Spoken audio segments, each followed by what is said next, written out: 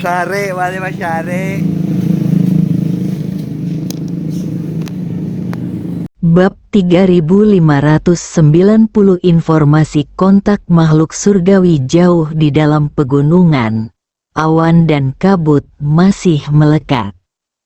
Sekte Raja Wu terletak di hutan pegunungan yang misterius dan kuno ini. Dilihat dari kejauhan, puncaknya tinggi dan lurus, menjulang ke langit. Air terjun di pegunungan menggantung bagai air putih, dan suara gemuruh air diselingi dengan suara kicau burung di sekelilingnya. Saat Anda masuk ke sini, Anda akan menemukan pepohonan kuno yang menjulang tinggi, dahan dan dedaunan yang rimbun, dan sinar matahari menyinari celah-celahnya, memancarkan bintik-bintik cahaya dan bayangan.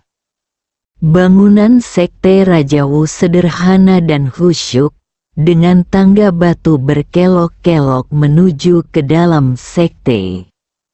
Awalnya, sekte Raja Wu dianggap sebagai sekte tersembunyi yang langka di dunia seni bela diri Tiongkok.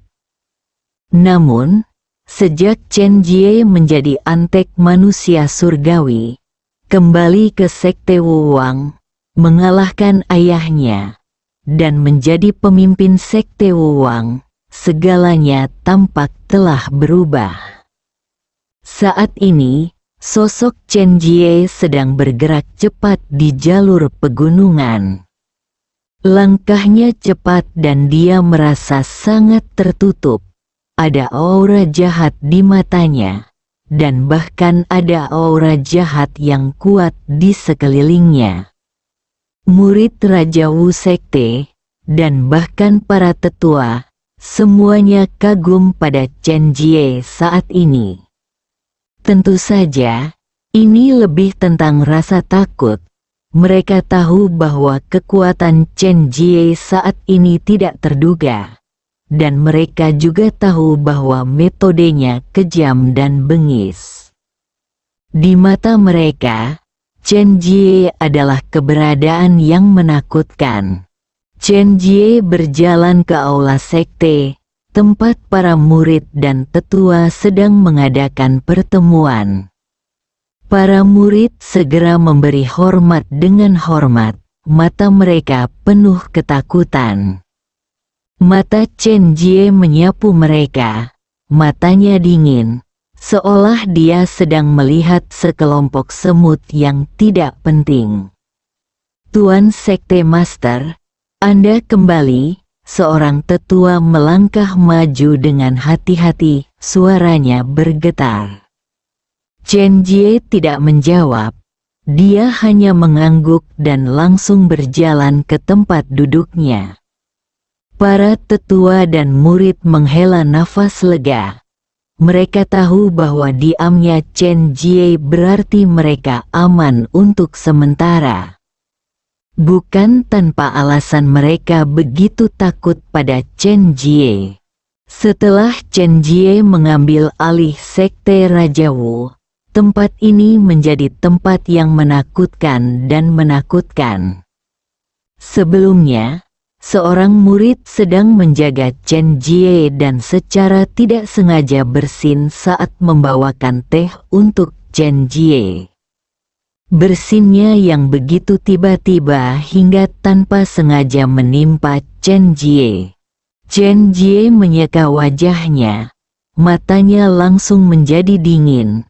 Dia menoleh dan menatap murid muda itu. Wajah murid muda itu pucat. Tubuhnya gemetar, dan dia segera berlutut, "Tuan, maafkan saya salah." "Tidak masalah." Suara Chen Jie tenang, tapi niat membunuh yang terkandung di dalamnya membuat semua orang bergidik.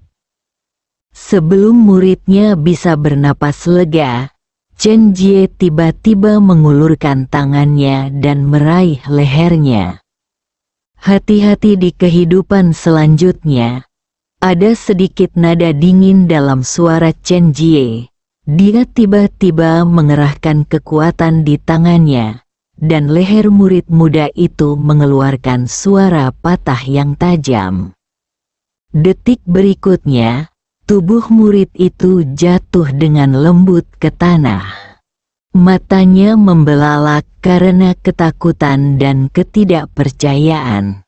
Tidak ada gerakan di mata Chen Jie, seolah-olah dia baru saja meremukkan seekor semut sampai mati. Ini sering terjadi, dan bahkan jika seseorang secara tidak sengaja memecahkan cangkir, kepala Chen Jie akan terpenggal. Kekerasan dan kekejaman Chen Jie terkenal di sekte Raja Wu. Dia tidak menganggap murid-murid ini sebagai manusia, tetapi sebagai alat dan semutnya sendiri. Setiap gerakan yang dia lakukan kejam, dan setiap perintah yang dia buat adalah mutlak. Di sekte Raja Wu, Chen Jie adalah hukum dan penguasa hidup dan mati. Menghadapi situasi ini, mereka hanya bisa menahannya dalam diam, berharap tidak menjadi target Chen Jie selanjutnya.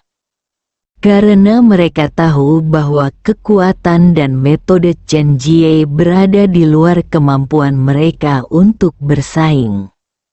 Setelah itu, Chen Jie terlihat berjalan melewati aula sekte Raja Wu, berjalan ke halaman tengah, lalu langsung menuju ke tempat terdalam.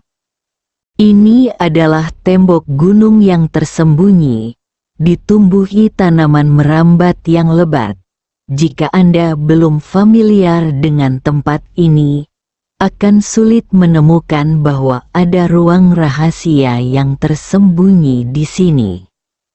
Chen Jie dengan lembut menyingkirkan tanaman merambat, memperlihatkan sebuah pintu batu.